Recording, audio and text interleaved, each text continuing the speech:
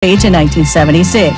Noong 1976, ang Department of Education, Culture and Sports ay nag-issue ng revised alphabet. Dinagdag ang mga letrang C, CH, F, J, L, N, Q, R, R, V, X at Z. They called it Enriched Alphabet or Pinagyamang Alpabeto. More tweaks follow, and in 1987, the Filipino alphabet was published yet again with 28 letters. What you'd recognize is our modern alphabet. 26 letters from the Latin alphabet and the Spanish N or Enye and NG or nang.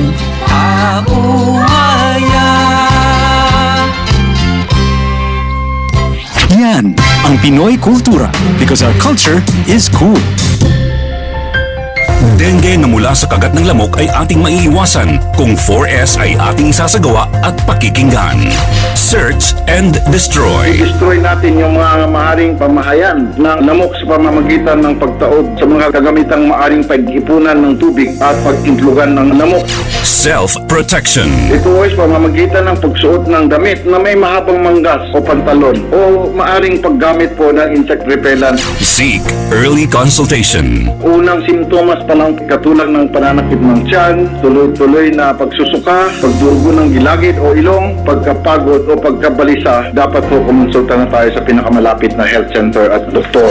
Support fogging and spraying. Sa mga lugar lamang na may pagtaas ng kaso ng dengue. Tayo ang simula. Ugaliing maging malinis sa katawan at malinis sa kapaligiran. Siguradong hindi lamang dengue fever ang maiiwasan. Isang paalala mula sa Radyo Pilipinas.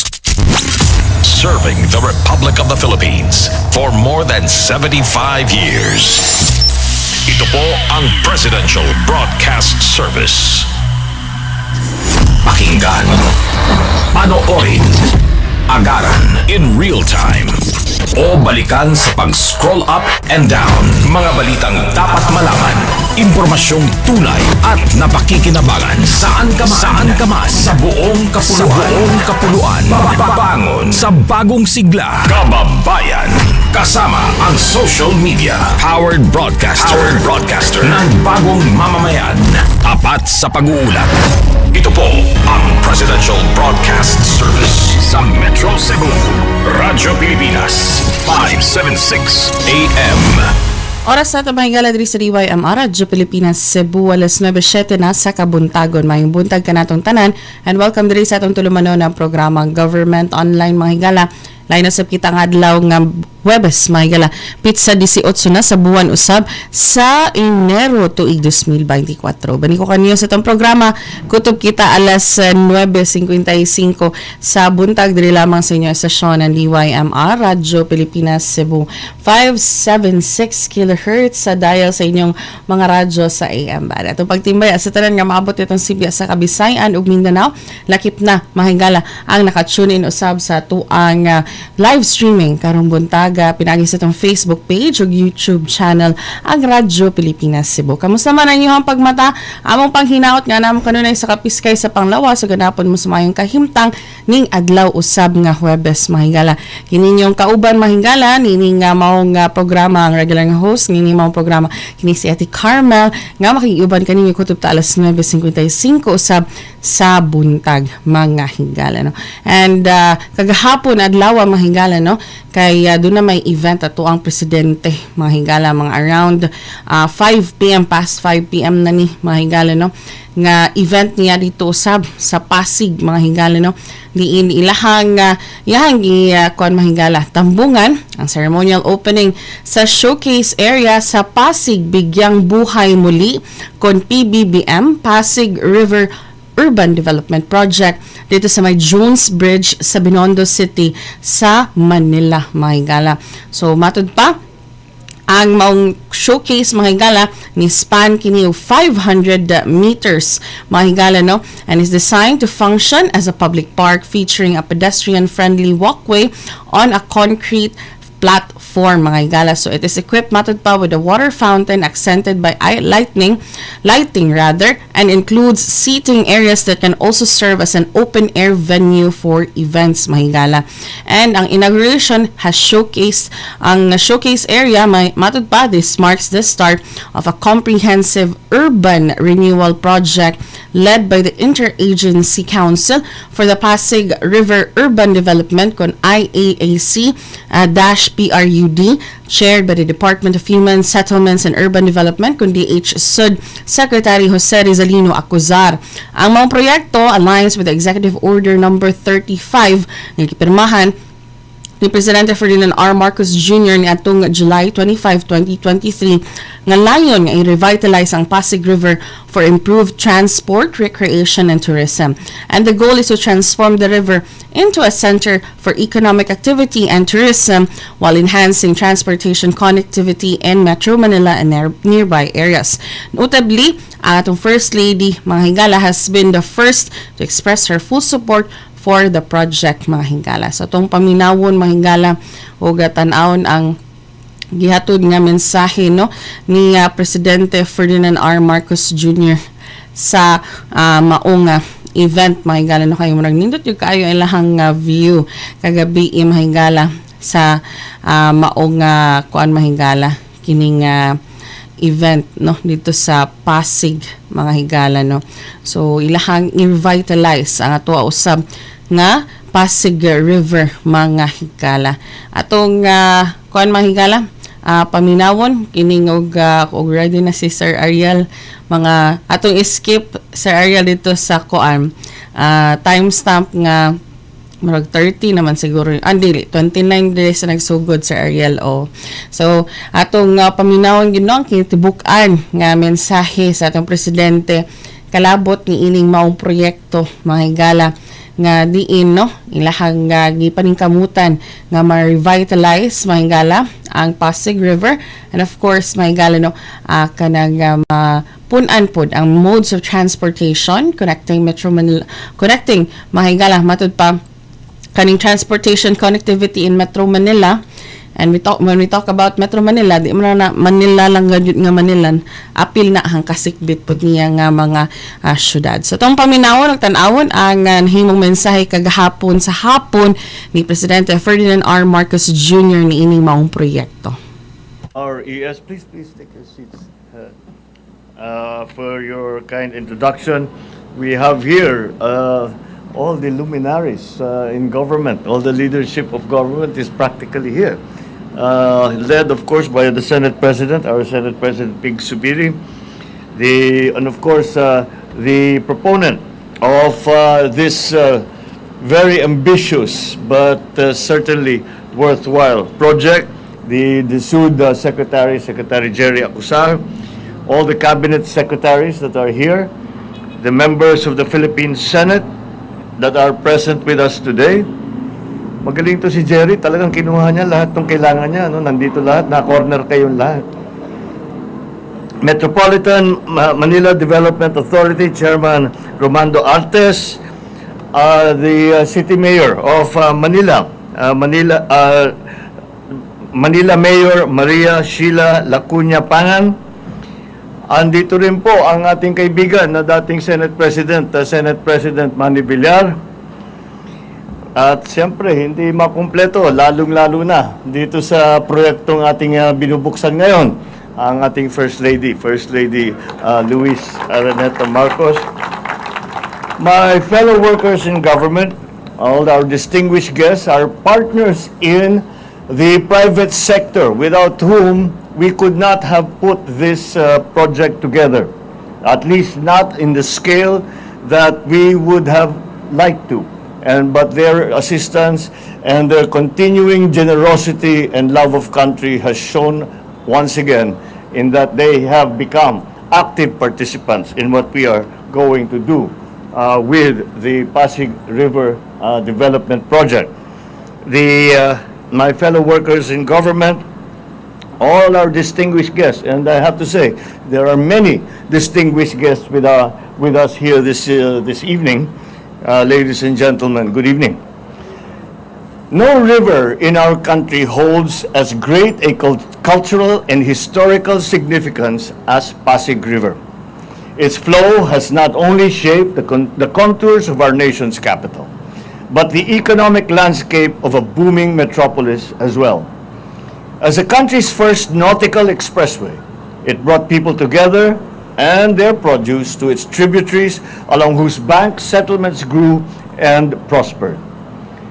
It is a witness to the ebb and flow of our history, transporting heroes during the birth of the Republic, the courage of patriots whose spirit was never broken in the watery dungeons of Fort Santiago.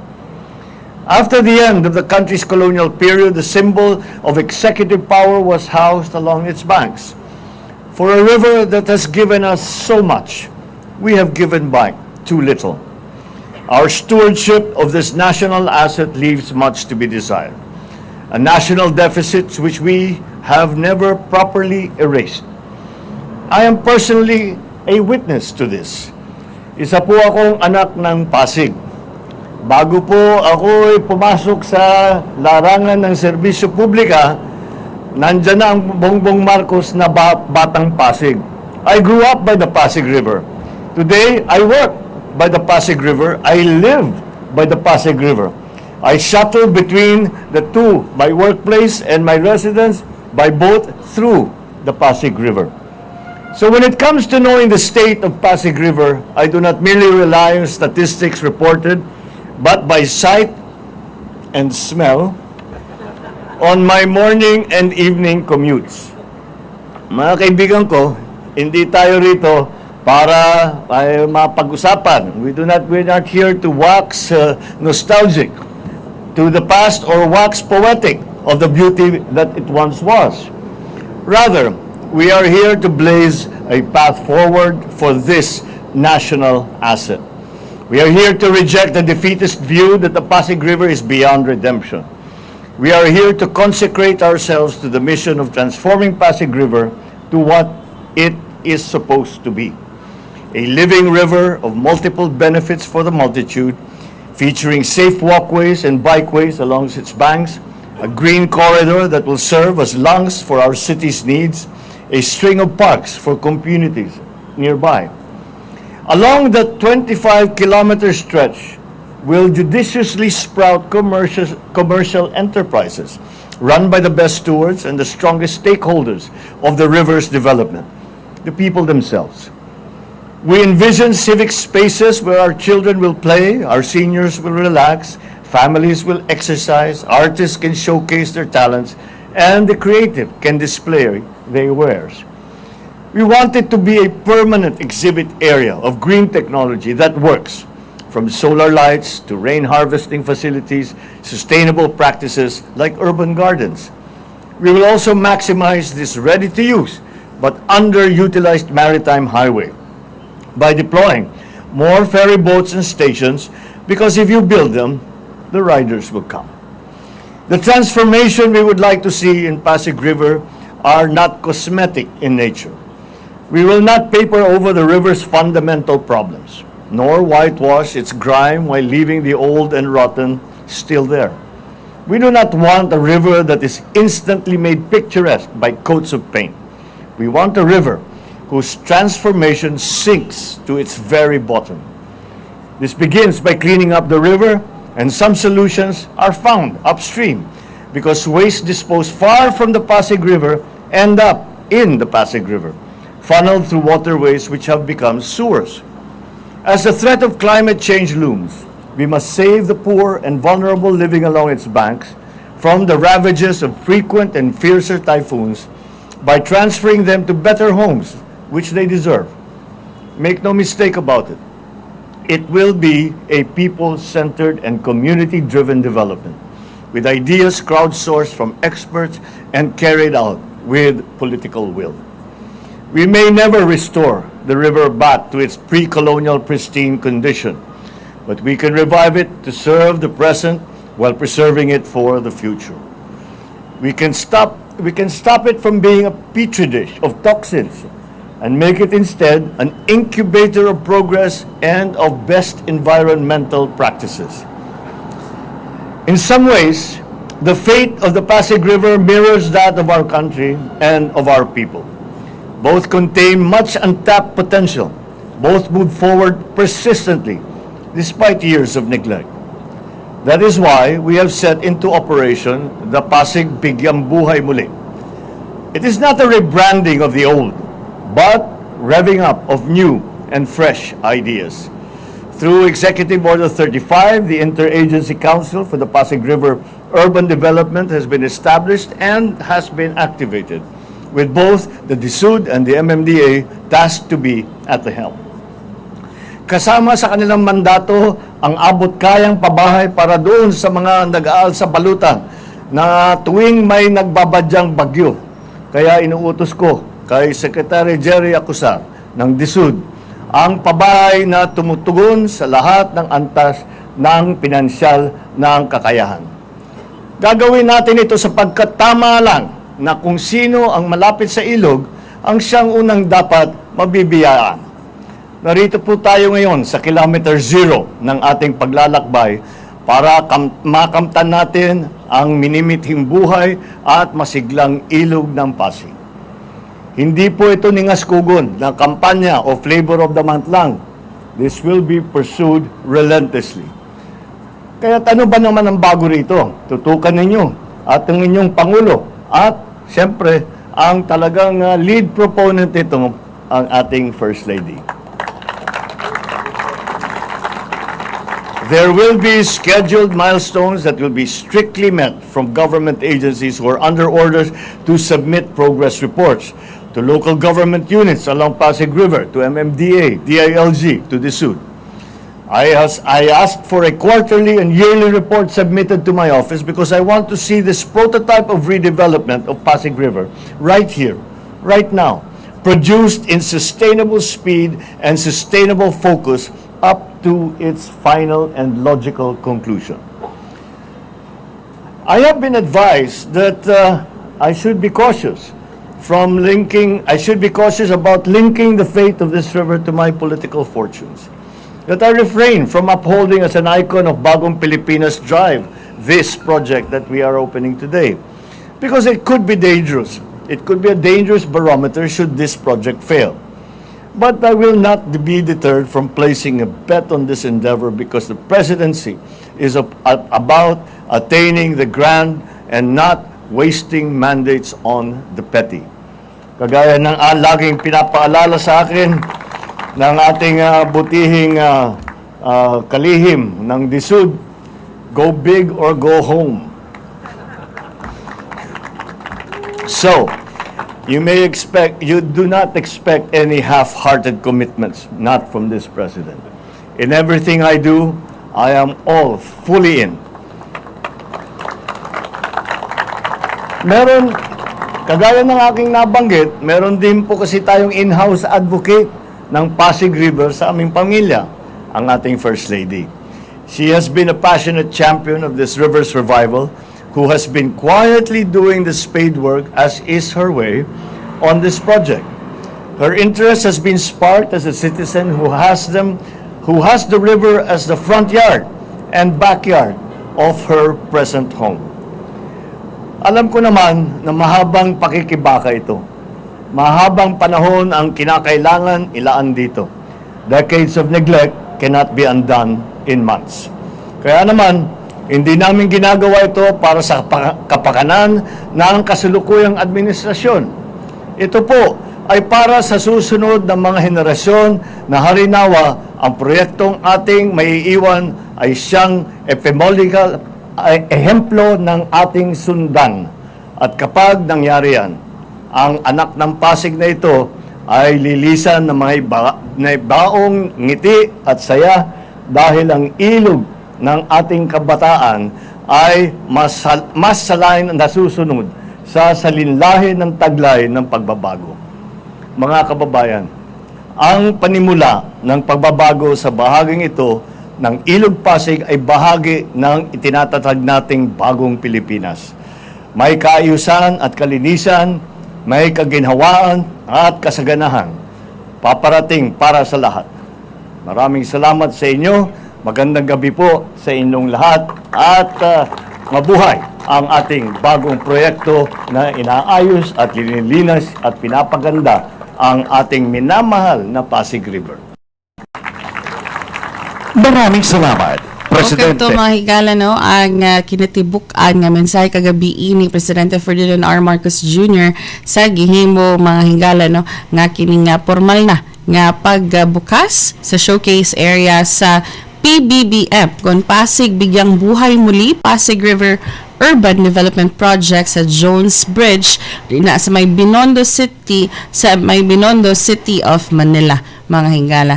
Sa mga to iyang kinatibukan nga mensahe kagabi sa iyang latest usab nga event mga hingala, no, as to sa mga event po sa atong presidente karong buntag mga hingala, ato lang po niyang atngan ug ato pong ihatod kaninyo mga hingala sulod sa ato usab nga time slot. But karong taud-taon ato makauban ang tinugyanan gikan usab sa Department of Health, Central Visayas Center for Health Development alang usab mga hingala sa laing natong hisgutanan karong buntaga mga hingala. And of course, no, another kining observation for the month of January, which is mahigala ang National Deworming Month karong taud-taud. Apan sa di pa to sa palabang serial, tingob lang atong first ug second set sa pahinumdum mo balik ang programang Government Online.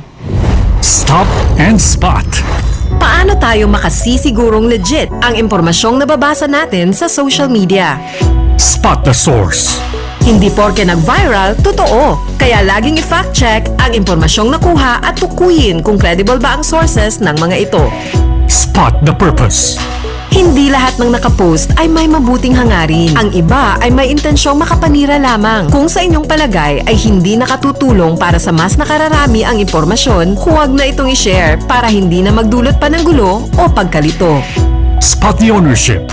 Legit o edit? I-double check kung totoong nanggaling sa mga legit news providers ang impormasyon dahil baka edited lamang ito ng kung sino para magpakalat ng fake news. I-check muna ang kanilang mga official social media platforms para makasiguro. Spot the time. Updated ka nga ba? O baka outdated na yung balitang na-share mo? Siguraduhin na tingnan mabuti rin ang month, day at year ng impormasyong inyong binabasa upang hindi maging sharer ng mga lumang balita. Let's be part of the solution. We can be warriors against disinformation and misinformation. Maging mapanuri sa lahat ng oras. A message from Presidential Communications Office, Department of Education, Commission on Higher Education, DILG, DSWD, Presidential Broadcast Service at Radyo Pilipinas. Matag 72 minutos adunay usa ka babae o bata ang biktima sa rape sa Pilipinas. Unsa man ang imong gisuot? Nganong wala man ka ni sukol? Nganong miinuman ka nga pulos lalaki ang imong kuyog? Hinumdumi. Ang sexual violence mamahimong mahitabo sa bisag kinsa, bisag unsa nga edad, relihiyon ug bisan gani isud sa panimay. Dili nila sala ang nahitabo. Hatagi sila og igong suporta ug sila paminawa. Stop victim blaming. Usa ka pahinumdum gikan sa DYMR Radio Pilipinas Cebu. For 53 years, the people suffered from heartless communist terrorists who killed thousands and are killing thousands more. They destroyed families, our youth, and their dreams. There should be accountability for human rights abuses and IHL violations. Our people have had enough of this senseless violence. Thousands have already surrendered for genuine peace and development. Together, victory will be ours. Uy, nabiktima ka na ba ng fake news sa panahon ng digital media? Learn how to spot fake news. Check the source. Kung di legit, dapat magduda. Check the purpose. Informative or troll post at clickbait lang. Check the ownership. Mapagkakatiwalaan ba ang pinagkukuhanan nito? Check the time and date. Baka naman outdated na yung news na yan, ha? SPOT. Together, let's spot fake news. Tiyakin ang katotohanan, fake news ay labanan. A friendly message from PCO, DepEd, CHED, DSWD, DILG, PBS at Radyo Pilipinas. Dengue na mula sa kagat ng lamok ay ating maiiwasan kung 4S ay ating sasagawa at pakikinggan. Search and destroy. Destroy natin yung mga maaring pamahayan ng lamok sa pamamagitan ng pagtaob sa mga kagamitang maaring pag-ipunan ng tubig at pag-intlugan ng lamok. Self-protection. Ito ay pamamagitan ng pagsuot ng damit na may mahabang manggas o pantalon o maaring paggamit po ng insect repellent. Seek early consultation. Unang simptomas pa lang katulad ng pananakit ng tiyan, tuloy-tuloy na pagsusuka, pagdurugo ng gilagid o ilong, pagkapagod o o pagkabalisa, dapat po kumonsulta na tayo sa pinakamalapit na health center at doktor. Support fogging and spraying. Sa mga lugar lamang na may pagtaas ng kaso ng dengue. Tayo ang simula. Ugaliing maging malinis sa katawan at malinis sa kapaligiran. Siguradong hindi lamang dengue fever ang maiiwasan. Isang paalala mula sa Radyo Pilipinas. Stop and Spot. Paano tayo makasisigurong legit ang impormasyong nababasa natin sa social media? Spot the source. Hindi porke nag-viral, totoo. Kaya laging i-fact check ang impormasyong nakuha at tukuyin kung credible ba ang sources ng mga ito. Spot the purpose. Hindi lahat ng nakapost ay may mabuting hangarin. Ang iba ay may intensyong makapanira lamang. Kung sa inyong palagay ay hindi nakatutulong para sa mas nakararami ang impormasyon, huwag na itong i-share para hindi na magdulot pa ng gulo o pagkalito. Spot the ownership. Legit o edit? I-double check kung totoong nanggaling sa mga legit news providers ang impormasyon dahil baka edited lamang ito ng kung sino para magpakalat ng fake news. I-check muna ang kanilang mga official social media platforms para makasiguro. Spot the time. Updated ka nga ba? O baka outdated na yung balitang na-share mo? Siguraduhin na tingnan mabuti rin ang month, day at year ng impormasyong inyong binabasa upang hindi maging sharer ng mga lumang balita. Let's be part of the solution. We can be warriors against disinformation and misinformation. Maging mapanuri sa lahat ng oras. A message from Presidential Communications Office, Department of Education, Commission on Higher Education, DILG, DSWD, Presidential Broadcast Service at Radyo Pilipinas. Kini ang Government Online. Kauban si Carmel Matus. Radyo Pilipinas, Cebu.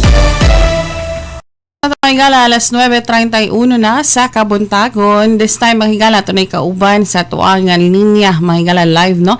Si Dr. Louis Miguel Balbuena, ang atuwa usab nga Medical Officer 3, gikan sa Department of Health, Central Visayas Center for Health Development, kung DOH-7, nga maghisgot, mahigala. Kalabot ni ining National Deworming Month, mahigala. Una sa tanan, ato sa pagtimbaya kang Dr. Louis Balbuena. Doc, mayong buntag. Hello, good morning. May buntay ato din ha. Yes, Doc. Dito baglangan dot atong storyaan kini nga National Deworming Month, Doc. Alang sa tanan, Doc, or sa uban nga not familiar, unsa maning National Deworming Month nga atong giobserbar sa bulan sa Enero, Doc, Doc Louis? Yes. So, kaning National Deworming Month, Ma'am Carms, kay isa sa programa sa Department of Health nga gusto aning ma-achieve na to, kay mawala, no? Kung di mo nagaling mawala, makontrol ang intestinal parasitism or in a sense, kung sa Bisaya pa, kay takdan sa kaning bitok, no? Atong nastoryaan the other day, na isa to siya nga klase sa bitok, but kani more on sa katong ascaris, kanang usual itong makitaan, katong mura galig mga spaghetti og naong kumugawa sa ato ang ugaw sa itong tayo, or even sometimes masuka sa mga bata, no? Target na to ani ng mga situas na to kay kani mga batanon, ages 1 to 19 years old. Yes, Doc. And kaning kuan, Doc, unsa may kaayuhan, Doc, no? Kay not everyone is familiar ang mahunahunaan, Doc, basta deworming kay purgahon ning mga bata, Doc. But unsa man gyud ka importante ang kaning deworming, Doc, especially sa ato mga kabatanunan? Yeah, so especially sa ato ang school age children, kasi ako na-mention ganina nga 1 to 19 years old, importante jud kay para nila kay kibaw na ka sa ato ang setting din sa Pilipinas, labo na sa ato ang probinsya na nagiuban mga lugar nga dili kayo as highly urbanized or kada ganing butang talang, no, talang term magamit na niya nga medyo mas limpyo atong lugar, especially when it comes to kaning mga sanitation code nato, mga tarong nga CR, tarong nga kanang pag-andam sa pagkaon. Kasagaran sa niya ato mga bata, na-adjust din sila yung chance no nga ipasauna mga bata ta magsiya matagduwa sa kilid sa daan na, so kanang tendency na naagid tay kanang transmission or contamination kay ugaw mas na to ang area nga giduaan. So importante niya to ang National Deworming Month. Every January and July din ni siya gina-conduct, so twice a year ni siya kay in line ni siya sa ato ang usually nga opening sa classes katong karaan nga curriculum. So, going back sa importance sa niya, maayo gid ni siya para sa atong mga bata kay at least in a sense, no, kung wala dito magkuwat sa kanang panahon nga na sila pamation, magsige na suka kalibang, magiwang na, mag-anemic na. At least kaning ato ang deworming month, every twice a year ni siya atong gibuhat, magpurgat ani mga bata kay at least sayo-sayo pa ba, ma-control na to ang kaning if ever man nga naa sila infection or na-infected sila, natakdan sila. Doc, doon na ba tayo data regarding ni ini, especially din sa ato sa Central Visayas, Doc? Yes. Ang among nakuha nga data ni ma'am from National Nutrition Council or sa among RESO, although dili pa ni siya gabi calculated kay dili man gud ni siya isa sa mga notifiable diseases para sa una sa COVID nga kung naay kaso sa COVID diretso dapat i-report kani kay sometimes magud kay taningan na ning uban nga kaso siguro nato nga kanang matiningan lang ba nga nakitaan nga naali dito sa taing, wala siya na-admit. So, the data that we have karon is pag 2020, 18 ang reported cases. 2021, walay case nga na-report, pero I think kanang basin lang na likayan or na basin na set aside ni siya ba? Kaya na-focus sa ani sa atong COVID nga pandemic niya. Ato sa tanawan ng 2021, kay medyo, di ba, restricted pa kayo ito ang mga borders ani. So, siguro kung zero din nga kaso na ito din sa itong data, more or less, tungkol sa siguro ni kay, di ba, naka-lockdown, more or less, nasa balay na din ang mga bata, wala kayo gawas ang mga tao ato niya, limited to ang interaction sa mga ilang kadua, mga kaklase, kay kanalagi na pandemic pa tato sa COVID. Pag 2022, naatay 75 reported cases, and for 2023, still ongoing ang ato ang collation sa ato ang data kay January or kung pa man na nag-finalize na sila validate sa January to December 2022 submitted reports ato ang mga LGU. Doc, ang kaning 75, Doc, from 2020 nga 18 ni jump to 75, di masad tama cause of concern sa ni ang gidaghanon, Doc? Paano siya? From 2020 nga 18, 2022 siya ni 75. So, medyo pag 2022, when we look back to 2022, ni lax-lax naman sa ato ang kaning restrictions no sa ato ang movement tungod sa medyo na in a sense na nga ang COVID na pandemic ato. So we would expect din nga saka po lang kaso ani niya, but kaning 75 wala po data na ako din karon kung unsa gini specifically kung severe bagid ni siya or kanang natimingan lang nga okay ra na anyway na nakitaan ang inahan niya nakalibang or nakasukabaron og dito ang bata. So wala po specific nga details aning 75 gid nga kaso nga gikan sa ato ang data no, but kana in a sense alarming sa siya in a sense kay kahit nagsaka, but then again mo nito tong rationale nga tungod siguro nga nalax-lax sa pud ang ato ang restriction sa movement, so nanagita interaction ani. But going back to the jump jud from 18 to 75, gamay ra ang number nga naa to dinhi compared jud sa ato ang total population sa 1 to 19 years old. So in a sense, more dito sa super nga ma-alarm na gano'n niya. So, Doc, may we ask, Doc, mga pila ka ni percentage ani, Doc? Sorry? Ito? Ang percentage aning kuan, Doc, kaning gidaghanon sa kaning 75 kontra kung i-compare nato sa tong population, Doc? Gamay ra kini siya, I think di siguro siya kaabot og 1% or less than 1% dan nila kay atong target na din niya ako lang sa isgot no ang amo ang data nga ni nga gibasihan sa school of community based nga atong mass drug administration or tawag MDA kay ako kay ang target population sa January to June lang alone natay 1.7 million nga target population, and then kaning 75 murag kumingking na siya sa ato ang targeted nga kaning population sa 1 to 19 years old. Namaraga ubay-ubay gito 1.7 million na target, Doc, no, pero at least no gamay-gamay, Doc, ang natala nga atong 75 cases. Yes. Doc, may we also know, Doc, ang kining 75 nga cases, Doc, sagad ba ani, Doc, kanang mga bata pagyud og edad, Doc, ug dunay available ta diha nga data?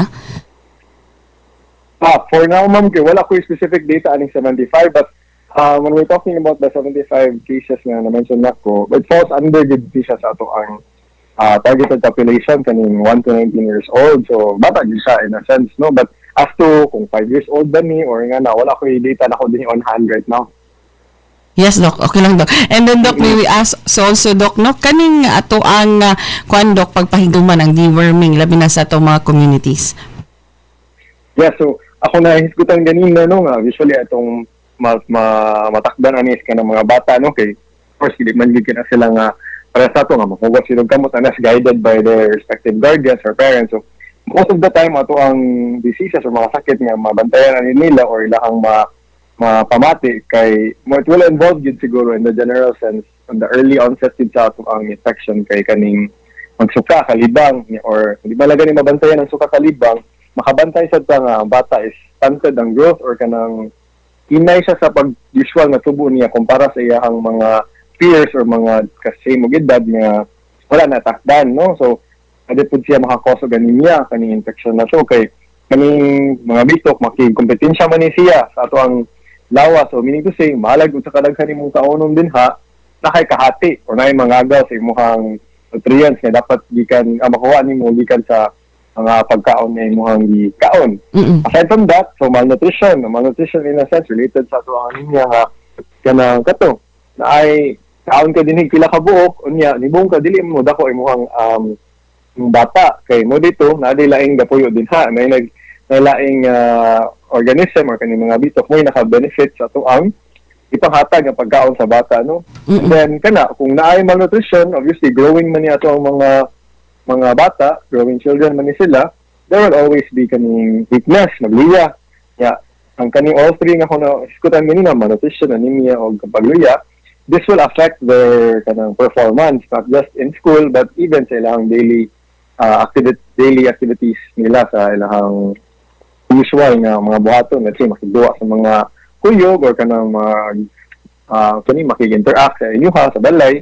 And then in a sense, in the long term nga itong tanawan na niya, ang effect niya, delay sa datiyahang physical o ganing cognitive na development. So meaning to say, aside sa, aside sa nga, i-expect na kanina bata kay, mataas na ni siya ron, mudako na ni siya ron, may buong na lang ka nga, let's say for a 6-year-old nga kanang bata, lalaki ba ron, kay mubo man ni siya, niwang man ni siya, na murag, kinayon in a sense ba?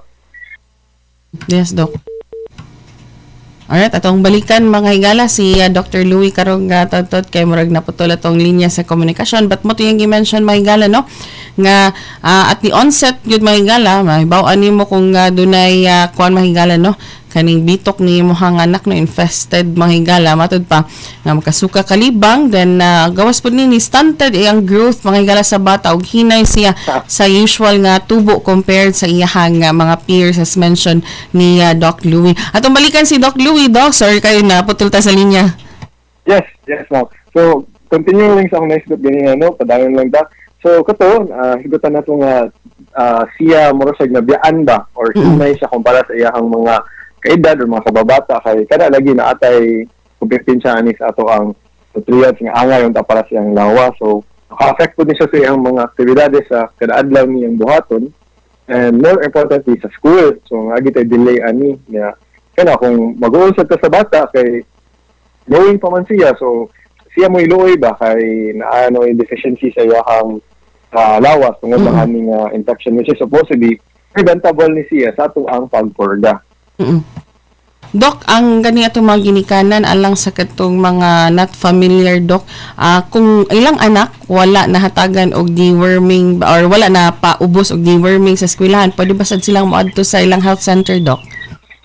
Yes, ma'am. Nagita na ma'am. Available niya ato ang mga tambal for deworming. Ato ang LGUs, most of the time na siya sa ato ang city health office, no? Kung dili gani na distributed din siya sa respective nga ang barangay level, no? So, kung wala sila na purga dito sa eskwelahan, pwede rin sila mangayo ngadto sa ato ang health facilities. Doon nila sa city health or ilang respective RHU or barangay health center. Doc, doon na ba specific nga period as to unsang orasa pwede ni imnon ang kanang merg syrup ba na, Doc, or tablet ang ipainom sa bata for deworming? Ang kaning naana mo gikan sa DOH ma'am is tabletas, no? So ang sa kabata magid bagi na sila katulon, no? So usually buhaton na is dugmo ko na siya isagol painom. Wala sa din siya specific time but preferably kanang an empty stomach para dili sila magsukama sa sila dili sad makuan sa sa pagkaon, but namagiuban jud nga kanang kainom kay either murag dako ano sila sa tablet ang kanang bata, or di sila ganan sa lasa kay kanang di ba ni siya the usual nga tambal nga kanang let's say sa tempra nga nang murag flavor. Although namin flavor mo coated, murag hindi ko sure if orange flavored ba ni siya, coated di siya, but again tungod sa kanang lasa sa tambal nga medyo pait-pait, kumalasahan sa bata, of course mo bidli, mo digwa mo ginahang bata. So mag-andam sa most of the time during the MDA o kanang monitor no sa condition sa bata para ikaso lang o kanang dili ka kauyo sa tambal magsuka mga tagan na pud sila o kanang management. Doc, allowed ba ang kaning mga nasakit nga bata nga mo take dungan aning tablet for deworming, Doc? Depende sa klase sa sakit, no? But kung moingon taog ka ng currently nga infection sila sa kaning dito or kaniya to ang parasitism, intestinal parasitism, depende po sa severity, no? Atong kasagaran niya, atong manang i-classify. Most of the time, balik ta sa katong mentioned earlier nga kaning kasagaran nga makita sa hospital setting, kay kanang mga, let's say, for admission, kay grabe na kayo sa kakalibang dehydrated na kayang bata, dili nakakaon, dili nakainom. So, in a sense, we always go back to the thought or the thinking na dapat stabilize na ito ang pasyente, ang bata. So, kung kaya pa naman sa bata, nga murag na timingan lang yun nga kanang nakabantay lang ang mama nga, uy, paglibang kaya na may dito ni gawas niya. Ayaw na kayang bata mo, duwara mo, hagbuara mo, kaon ra mo, tutoy, pwede na kita mag-deworm na niya. But going back sa katong grabe ka masakiton, ato sa siyang unahon og tambal, iyahang pagka severely dehydrated, yan, so kakalibang, or severely nga malnourished nga sense niya kay o man sa pulo sa itong pagpulga kung mo-react po na itong lawas na niya kay once na muhatag sa aning tambal naman dyan ay times po nga ang bitok mo kana usual nga manisgutan nga mugawa sa baba sa ilong o mugawa sa tae nga malibang kay meaning ko say ni epekto yun ang tambal na to kay wa naman kauyon ang bitok sa environment sa lawas sa ato ang bata tungkol sa tambal at kana stabilize sa taon na sa itong grabe din nga masakit ng bata ayat mo hatag sa pagpulga. Then, Doc, finally from my end, Doc, doon na ba tayo mga ongoing nga mga events and activities lined up? And of course, ang ongoing program po sa ato ang National Deworming Program sa DOH-7. Doc, could you share it with us also, Doc? Yeah, so every January and July ni siya ato ang National Deworming Month. So on the level of the local government units, so lagi tayo usual mag-conduct niyang school-based nga mass administration, pero I think tungod sa katong nag-transition lagi ta sa ato ang school curriculum, murag na-adjust ni siya. So igora mo balik og sugod ang classes. So I think that's August and if I'm not mistaken, mga near February na siya. Aside from that, nasa tayo mga community-based nga MDA. So kung ganus ana ma-schedule sa ato ang respective LGUs, nasa sila ila own timetable, but more or less twice a year gini siya i-conduct. And then sa amuang side din sa ato ang regional office, actually mag-launch ni ani next week, mag-announce ni next week na mag-offer me sa amuang mga empleyado din sa regional office o free nga tabletas para mag-deworming. Kung kinsa gusto, kadirigid sila maduol na mo din. And then for those po nga naminaw na to karon na amati sa to ang storya karon nga gusto po sila ma-avail, pwede rigid mo to sa inyong nearest healthcare facility, especially sa ato ang or particularly sa ato ang city health office kay dapat ni mga stock sa tambal nga para purga among ipang-allocate manghatag sa ila. So free ra gid ni siya. Yes, Doc, libre. Kana mga higala, i-take note, libre na nga ihatag usab sa atong DOH-7. And of course, Doc Louie, before I let you go, any parting message also to our listeners, Doc? Yes, so once again, salamat kayo sa paghatag sa oras ug kanang sa mga naminaw nato dinha. Thank you for listening in, and then I hope sa ato ang storya karon kay medyo mas na-enlighten mo, mas naamoy idea kung unsa niyang ka-importante sa ato ang pagpurga, especially sa atong bata kay wala sa kanila, they're still growing, and then mas kailangan din nila. And then for us po, mga katiguangon na ito, mga adults, hindi rin sa limited ang pagpurga sa ato ang mga bata, mga anak. So kita sa mismo, pwede sa kay unsa man say sense nga magpurga ta nila niya, kita di ay, kita naasa data infection, so magbalik-balik ato ang sinakdanay ani. So once again, I encourage everybody nga naminaw karon nga kung gusto mo ma-avail sa free nga tablets, approach lang kita sa ato ang nearest healthcare facility para mangayo, and then hopefully, buhaton tani, magpurga ta sa atong self mismo twice a year para, ato i-limit o kontrola ang kaning infection sa ato ang intestinal parasitism. Thank you. Alright, Doc Louie Balbuena, daghang kayong salamat, Doc, sa oras ngayon maghihatag din sa Radyo Pilipinas Cebu. Hi, ma'am. Thank you. Alright, pakinggan inyo nadungog si Dr. Louie Miguel Balbuena, to medical gikan sa DOH 7 mga higala, specifically under sa Communicable Diseases section nga naghisgot sa ato ang National Deworming Month karong bulan usab sa Enero. So take note mga higala, no, every January and July mga higala gipahigayon or giobserbar kaning National Deworming Month mga higala. And of course, no, alang sa kato mga magkinahanglan og tablet mga higala alang sa ilahang pagpapurga sa ilahang mga anak, libre ka nang gihatag mga higala, naausab sa inyong tagsa-tagsa ka mga health centers. Oras ato alas 9:50 na, palabang na nato Sir Ariel, yung manaminit lang ko daan sa ato ang programa kay mo sunod na ang ato ang news update, and of course doon na patay na hibiling pahinumdum so ato sa nang air mga higala una pa atong news update. Kila lamang si Ate Carmel, manaminit kaninyo og moingon, daghang salamat o kita-kits og mabuntag mga higala. Huy, nabiktima ka na ba ng fake news sa panahon ng digital media? Learn how to spot fake news. Check the source. Kung di legit, dapat magduda. Check the purpose. Informative or troll post at clickbait lang. Check the ownership. Mapagkakatiwalaan ba ang pinagkukuhanan nito? Check the time and date. Baka naman outdated na yung news na yan, ha? SPOT. Together, let's spot fake news. Tiyakin ang katotohanan, fake news ay labanan. A friendly message from PCO, DepEd, CHED, DSWD, DILG, PBS, at Radyo Pilipinas. Gender differences occur in the rates of common mental health disorders, depression, and anxiety. According to the World Health Organization, there are more women than men who are affected by depression and anxiety. Taking care of your mental health is taking care of your health. Remember that your mental health is a priority, your inner peace is essential, and your self-care is a necessity. Usa ka pahinumdum gikan sa DYMR Radyo Pilipinas Cebu.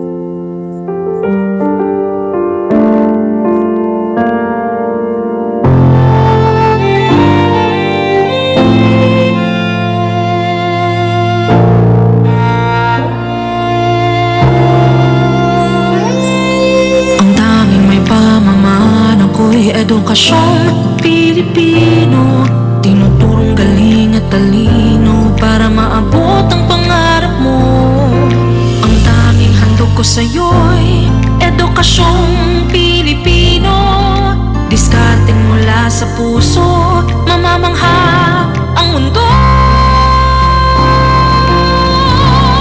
Matatag na mga guro, matatag sa mga pagsubok, matatag na mga mag-aaral, matatag na talino'y umiiral. Hinaharap ang hirap, walang takot sumugod, humahanap ng solusyon, ipaglaban ang edukasyon.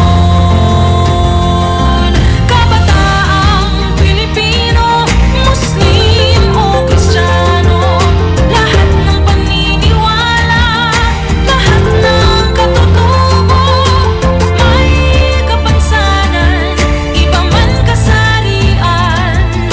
Ang ating pag-aaral ay ating karapatan. Ang ating pag-aaral, pang-ahon sa kahirapan. Matatag na mga guro, matatag sa mga pagsubok, matatag na mga mag-aaral, matatag na talino'y umiiral. Hinaharap ang hirap, walang takot sumugod, humahanap ng solusyon, ipaglaban ang edukasyon. Ang tanging alay ko sa'yo'y Edukasyong Pilipino. Matapat ng pamamaraan, maunlad na kinabukasan.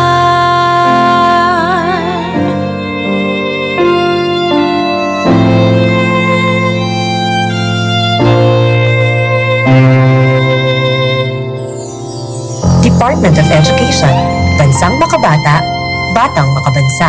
Dengue na mula sa kagat ng lamok ay ating maiiwasan kung 4S ay ating sasagawa at pakikinggan.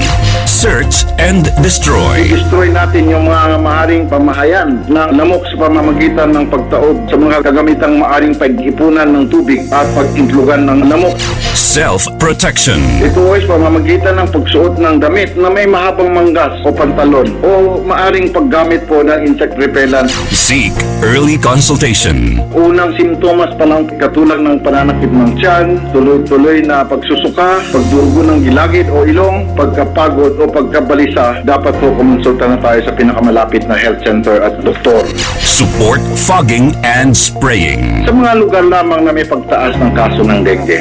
Tayo ang simula. Ugaliing maging malinis sa katawan at malinis sa kapaligiran. Siguradong hindi lamang dengue fever ang maiiwasan. Isang paalala mula sa Radyo Pilipinas.